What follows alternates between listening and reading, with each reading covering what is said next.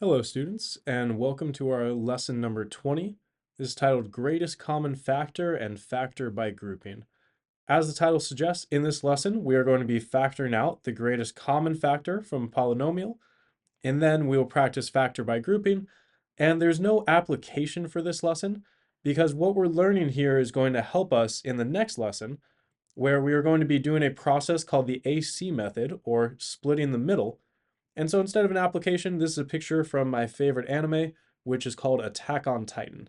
If you've never seen it, I highly recommend Attack on Titan. Great show. All right, so greatest common factor. The greatest common factor, or GCF, of a polynomial is the largest polynomial that divides evenly into the original polynomials. Sometimes this is just a constant, meaning a number, but often this will be a monomial or a binomial. So we're going to see two examples right now. The first one is what I would consider to be the easiest case. Okay, we are going to factor the GCF, greatest common factor, out of the expression 64x minus 56. Our goal when we do this is to write a new expression where we pull something from both of these out to the front and we leave behind whatever the division by what we pulled out is. Okay, complicated way of saying, I want to pull out whatever the biggest thing 64x and negative 56 have in common is. So to start off, what I'm going to do is I'm going to fully factor both of these numbers. Okay, so on the side, I'm going to do a factor tree for each number. So 64 breaks down to be 8 times 8. Each of those 8s is 4 times 2. And each of those 4s is 2 times 2.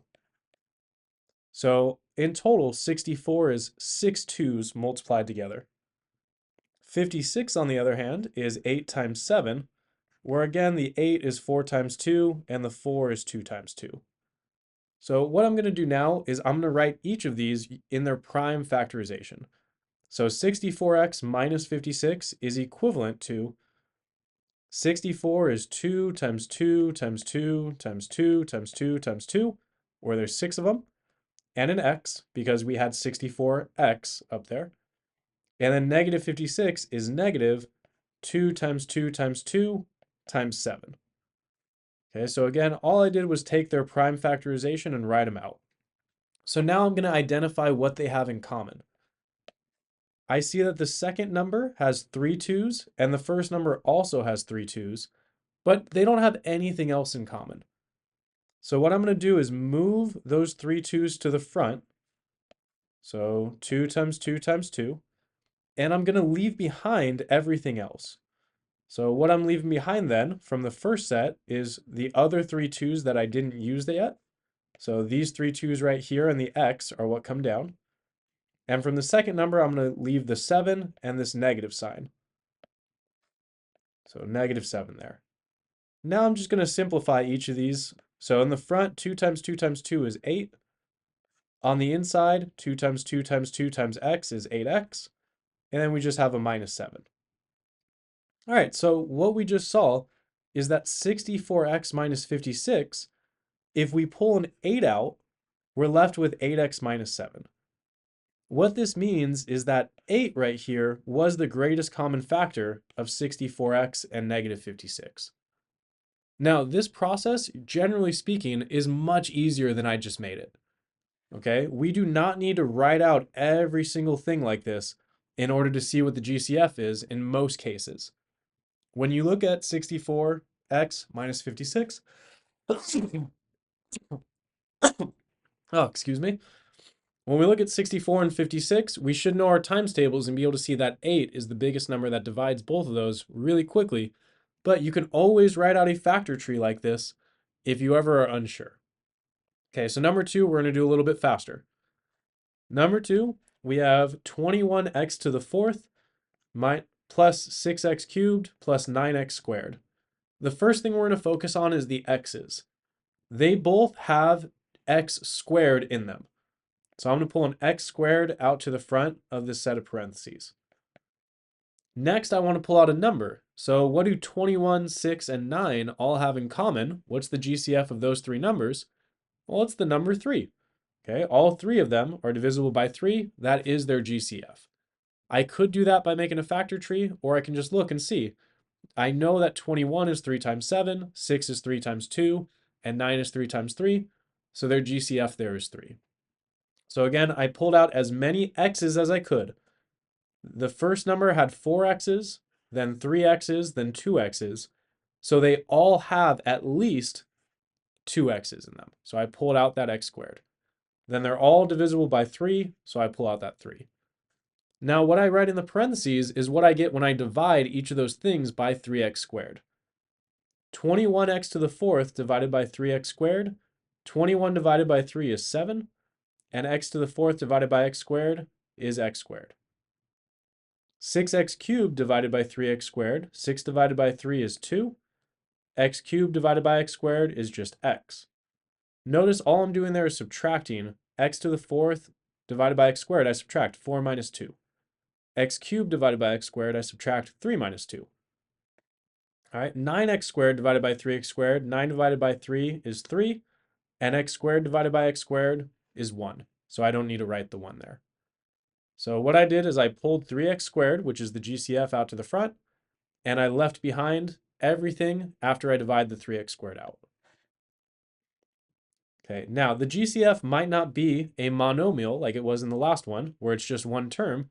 The GCF might be a binomial.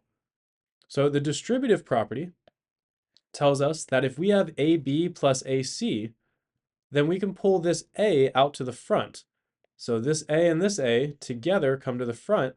So we just have one A and we leave the B plus C behind. And then we're going to use this note for problem 4, so I'll come back to it. Okay, number 3 though, we have y times y plus 1 minus 1 times y plus 1. So notice that y plus 1 shows up twice. That is our GCF. Okay, we're going to pull that y plus 1 to the front. And what I leave behind is the two things that were in front of it, the y and the negative 1. And that's it. That's all there is to it. You move the y plus 1 to the front, and you leave y minus 1 behind. The reason this works is the same thing we did in number 1. So up here, I had 6 2's and an x. When I pulled 3 of those 2's to the front, it left the other 3 2's behind. Okay, so I pulled 3 2's to the front and left the other 3 2's behind. Here, I'm pulling the y plus 1 to the front, and I'm leaving behind the y from the first set and the negative 1 from the second set. Okay, now the note says that negative sign in front of a minus b is equivalent to b minus a. Meaning if we distribute that negative sign in, it'll become negative a plus b, and we can just rewrite that as b minus a. So we just change the order around. The reason that's important is if you look at number 4 here, we want to factor this expression, meaning pull this GCF out. I see a p minus 5 in the first section, but then it's 5 minus p. So what we need to notice is that these are very, very similar. They're just flipped around. So I can rewrite one of them using that note at the top. So we're going to leave the first one the same, 9p times p minus 5 still. But the second one, I'm going to pull a negative 1 out and write p minus 5 instead of 5 minus p. So right here, 5 minus p is equivalent to a negative 1 times p minus 5. Okay, so now I'm going to pull this p minus 5 that they both have to the front. And what's left behind is 9p minus 7 times negative 1. But I can simplify negative 7 times negative 1. This is just p minus 5 times 9p plus 7. Where right here, the negative 7 and the negative 1 combine to give me that positive 7. So the key here, though, is realizing that p minus 5 and 5 minus p are nearly the same. One of them is just being multiplied by a negative 1, and that's the only difference between them. Okay, number 5 is called factor by grouping. Factor by grouping allows us to factor polynomials with 4 terms that do not immediately appear to have a factor in common. Given 4 terms, we will group them into 2 sets of 2 terms, and then pull the GCF out of each set. So for number 5, what the directions tell us to do is take the 4 terms we see and split them into 2 sets of 2 terms. So essentially, I'm going to add parentheses. There's a little bit of an issue with what I just wrote down, though. Okay, and the issue is that negative sign in the middle. If I just add parentheses right away the way I did, that would imply that this negative sign gets distributed because there's a negative sign in front of the 9y plus 90. But that's not equivalent to what I started with because that would mean it's negative 9y minus 90. So when there's a negative sign in the middle like that, I can't just group them together the way I did. So what we have to do is essentially the same thing. It's just going to handle that negative sign properly. We want to group together these first 2 things and these last 2 things. So the first 2, no big deal. Just put parentheses around y squared minus 10y like I did before. But when I group together the second 2 things, I'm going to put them both in parentheses.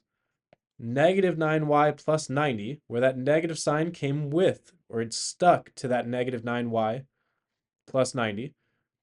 But now I need an operation in the middle here. Okay, I can't just leave it blank. It's not multiplication. So I have to add an addition symbol here. Alternatively, the other way I could have written this is the front would be the same, and I could have left the negative sign there, but I would have to pull that negative sign out of the parentheses. So this negative on the 9 would come forward, and this plus would become a negative here to make this negative sign change. Okay, but the way I want you to think of it is when there's a negative sign in the middle like this, so that one there, take that negative sign with the 9y, and just make sure to put an extra addition symbol in the middle to make it equivalent. Because now notice, if I delete these parentheses, it looks a little funny in the middle here that there's a plus and then a negative, but this means the same thing as what we started with. Y squared minus 10y minus 9y plus 90, because plus and negative here just means minus 9y. All right, we're going to keep those parentheses on though. All right, so now we're going to pull the GCF out of each set of parentheses. So from the first set of parentheses, we have y squared minus 10y. Y squared and 10y, I can't pull a number out, but I can pull a y out because they both have one y inside. When I pull that y to the front, y squared becomes just y, and negative 10y becomes negative 10. From the second set of parentheses, my goal now is to make it look the same as this y minus 10. So I want this negative 9y plus 90 to look like y minus 10 when I pull a number out. So I want y and negative 9y to be the same. So in order to accomplish that, I need to pull out a negative 9. That way I'll leave that y behind. So I'm going to pull out a negative 9. So I'm going to put plus parentheses negative 9 here. And what that leaves behind is y, and 90 divided by negative 9 is negative 10. Notice now I have y minus 10 in both places. So I pull that y minus 10 to the front. And what's left behind is I have a y from the first set of parentheses and a negative 9 from the second set of parentheses. Okay, so I'm pulling this y and this negative 9 over to here. All right, so in total, I get y minus 10, and in parentheses, y minus 9 is what's left behind. Okay, we're going to try it again with number 6. The only difference with number 6 is notice the order of it. It goes P, then Q, then a number, then PQ. That ordering doesn't work for us. If you look at number 5, notice it went y squared, then y, then y, then a constant. So the exponent went from 2 to 1 to 1 to 0 over here. So we were in descending order. So all we want to do before we get started number 6 is rewrite it in descending order. So if I start with 40p, then that's p to the power 1. I would like to put a p term next to it. So I'm going to move this negative 8 pq up here to the front. So negative 8 pq. So now I went from p to p, and now my current term has a q in it. So then I'll put the next q after and the 5 in the back. All that really mattered here is that I wanted to put the p term next to the other p term, just to make this factor by grouping easier.